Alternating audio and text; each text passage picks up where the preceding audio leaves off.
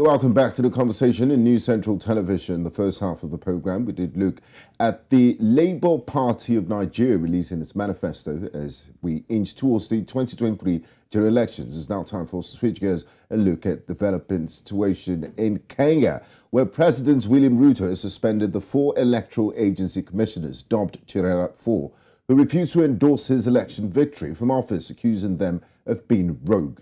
The Independent Electoral and Boundaries Commission, IEBC commissioners Juliana Cherera, Justus Nyang'aya, Irene Masit and Francis Wanderi will remain out of office pending investigation by a tribunal chaired by Justice Aggrey Muchelule.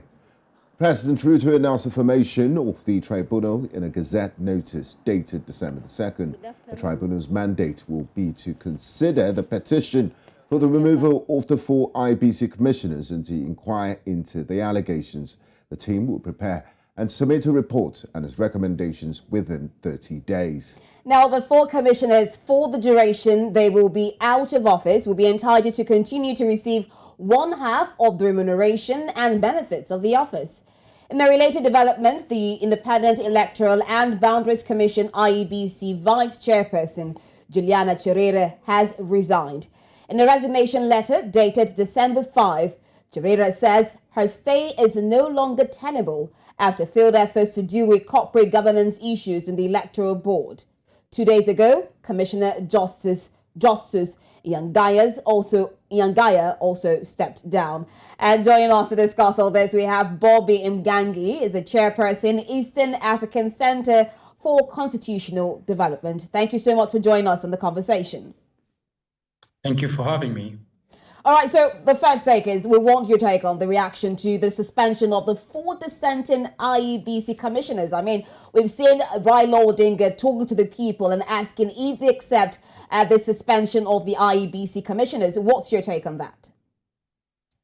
Well, the first I think that needs to be explained is that the suspension by the president is not upon his discretion, but this flows from the Constitution, that once a motion for a petition has been lodged and Parliament endorses it, and this through the relevant committee, the Justice, Legal and Affairs Committee, and then the entire Parliament endorses it, the Speaker writes to the President recommending the setting up of a tribunal, and the Constitution does not give the President discretion on this matter. So once the Speaker has written, the president has to set up a tribunal and immediately suspend the said commissioner or commissioners. So this is what has happened, triggered by the Constitution. And I think this is what has led eventually to the 2 commissioners, Justice Nyang'aya and the immediate former chair lady, Juliana Cherera, to resign from office so that we could say excuse themselves from the proceedings of the tribunal. So we'll wait to see whether the remaining 2 commissioners will, want to face the tribunal, or they'll also, sit and resign from office.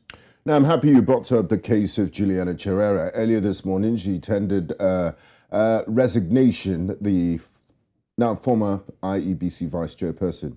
Ms. Cherera is the 2nd commissioner to quit after Justice Nyang'aya resigned on Friday. What are the implications of these resignations on the tribunal, and will it continue its investigations? Well, yes, it will, because it has been set up to investigate into the matters of 4 commissioners. So 2 have resigned, so 2 still remain in office, suspended. So and until they indicate otherwise through resignation, then the tribunal will continue to set up office and procedures as to how they'll continue with the investigations. Obviously, a facility has been offered to the commissioners for a fair hearing, so they will be heard.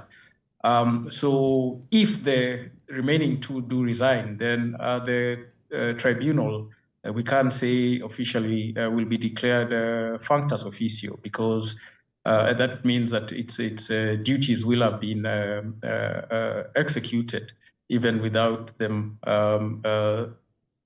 taking one sitting. And this is because the role of the tribunal, in as much as it does this through investigations and inquiry, at the end of the day, it is supposed to determine whether the said commissioner should continue holding office or should leave office. So if the commissioner resigns, then the commission, or rather the tribunal, does not have a further grounds to continue with the hearings.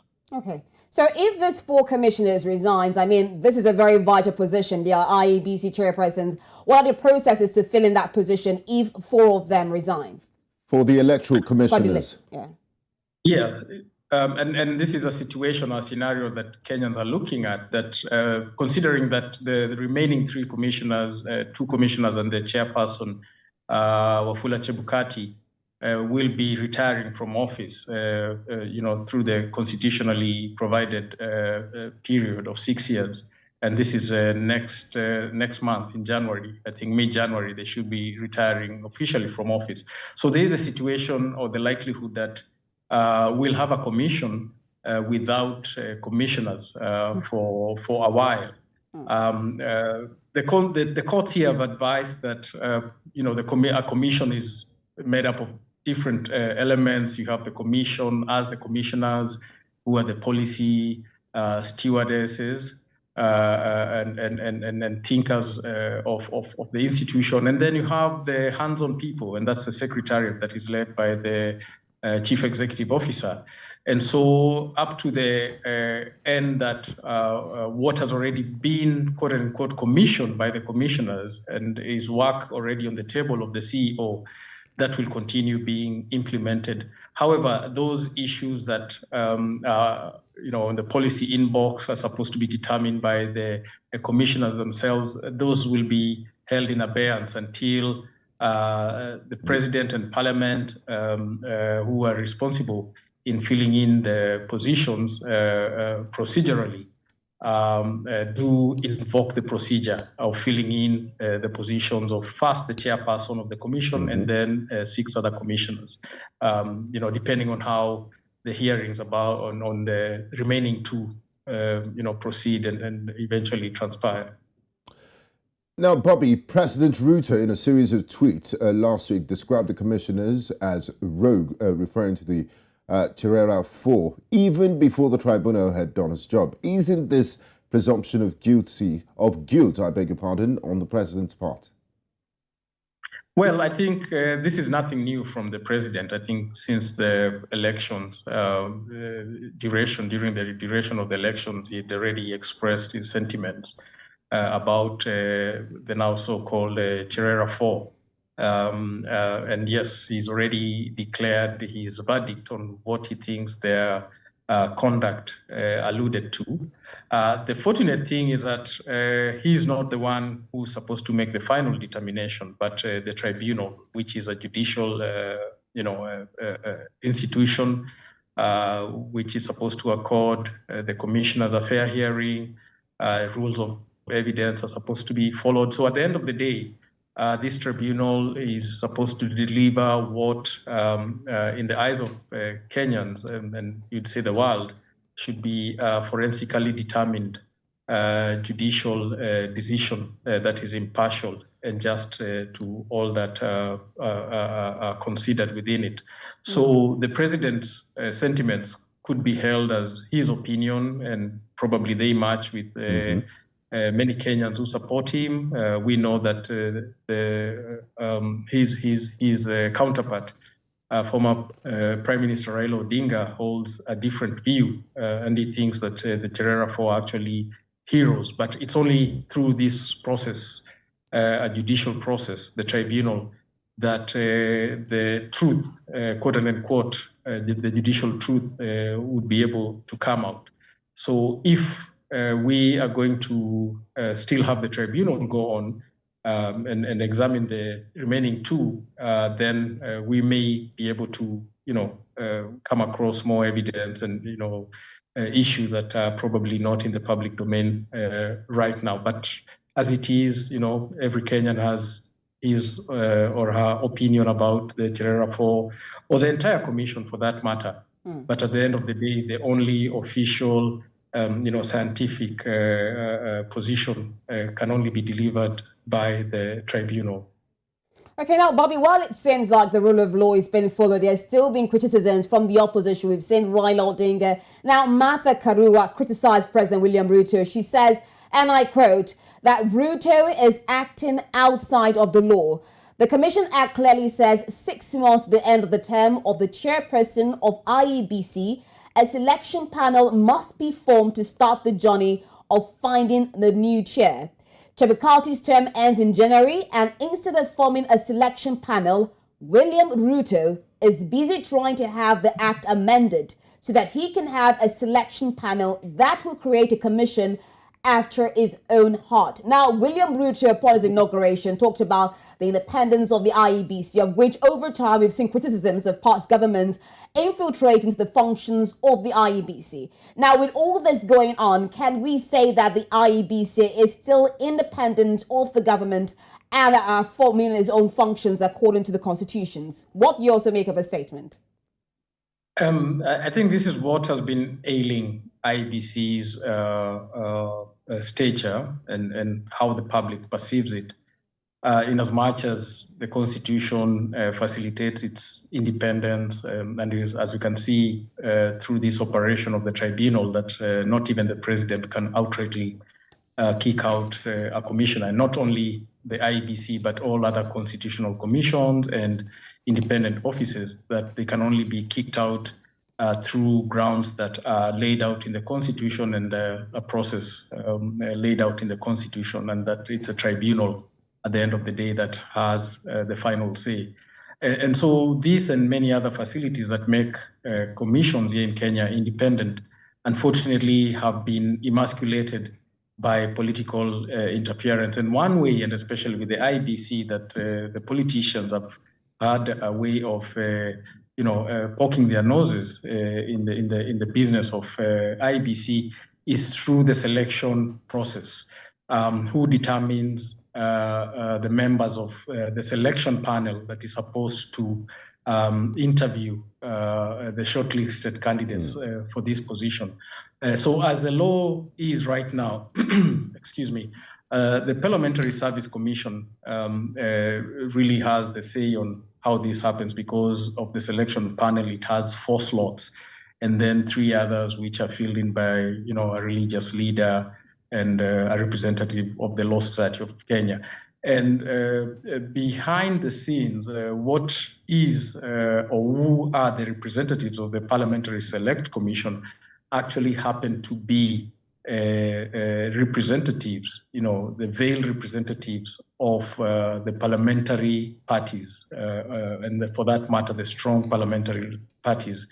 And so it goes to be that at the end of the day, it is the parliamentary political parties and their leaders who eventually determine who becomes a commissioner. So that is why there is all this rigmarole of the current president trying to run away from this formulation of the selection panel, trying to widen and the scope by leaving the Parliamentary Service Commission with only 2 slots, and others being sent to the Public Service Commission and other and the Political Liaison Committee. So in a way, he is trying to redistribute this power that the Parliamentary Select Commission, in having 4 panelists, does have, and for that matter, being controlled by the leadership of political parties, parliamentary political parties.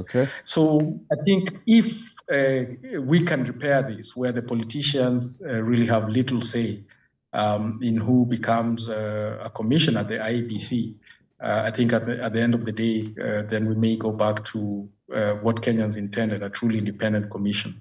I think that's where the fight still is, Okay.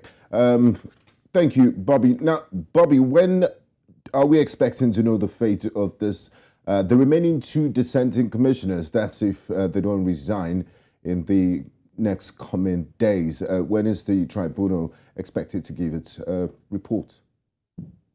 Well, what the Constitution says is that the tribunal is supposed to expeditiously deal with the matter and provide a report, because it depends on the evidence, if there are witnesses to be heard. That cannot be predetermined. But what the tribunal will do, and I think there are good examples, for instance, how the Supreme Court deals with the petition within 14 days. And it's not the first time a tribunal has been constituted to look into such matters. So there is some institutional memory as to how proceedings could be expedited. But to put a finger on the exact time is difficult to state, because, again, the commissioners themselves have the right to a fair trial and must be accorded all the room and facilities to be able to wiggle through these proceedings. And so it's not a one-sided affair. All sides must be heard. And so in determining this, at the end of the day, that's how the time can be calculated. So as the Constitution says, with the ambiguity of the proceedings being expeditious, I wouldn't say that this could be done within, say, less than a month. And at times this goes into 2 to 3 months, where we've had tribunals constituted, but mostly to investigate judges.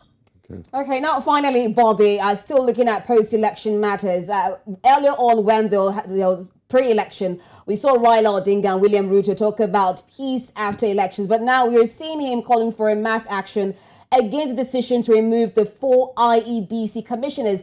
Is he not going against that peace pact, and what is your take on that?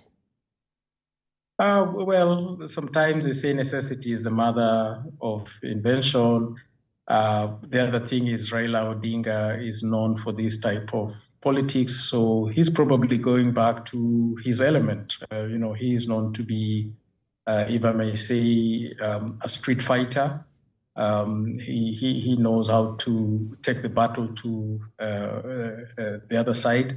And I think for him, he's gotten to probably believe that it's only when he unleashes the instrument of mass action, when he gets what he really wants, or if not 100%, a good percentage of it. And I think after going back to the drawing board and looking at how things are proceeding so far, I think that's why him and his ilk have felt that probably the language that the government of the day, and previously seen this, does listen to is, mass action. But also considering that this is a constitutional right, the demonstrating, picketing peacefully so, this is a constitutionally protected right. And I think he has all the wherewithal to employ this facility. But maybe I could add that, it will depend on the mood of Kenyans, having gone through a very protracted 3 to 4 years of electioneering politics, and finalizing this only 2 months ago. People want to get on with their lives. They want to start preparing their lives away from the ravages of COVID-19 and the political climate. And so, in a sense, when people hear of mass action, when the last time they heard of this was, back in 2016 or thereabouts, we'll live to see whether Kenyans will be committed or happy to go this route when minds and hearts are changing towards recovery and normalcy of life. So we'll wait to see how Kenyans will respond to the call. All right, thank you so much, Bobby, for joining us on the conversation and sharing so much light on this issue. Wait to see how everything pans out. Thank you so much. Thank you for having me. Asante. Okay, this is where we wrap up the conversation. The first half of the program, we looked at the Labour Party unveiling its manifesto towards the 2023 general elections. And we just concluded our conversation on the suspension of the IEBC4 election commissioners in the Republic of Kenya. Thank you very much for being a part of the broadcast. I am Gbenga Aborowa. And I am Rita Omodia. See you again on Wednesday.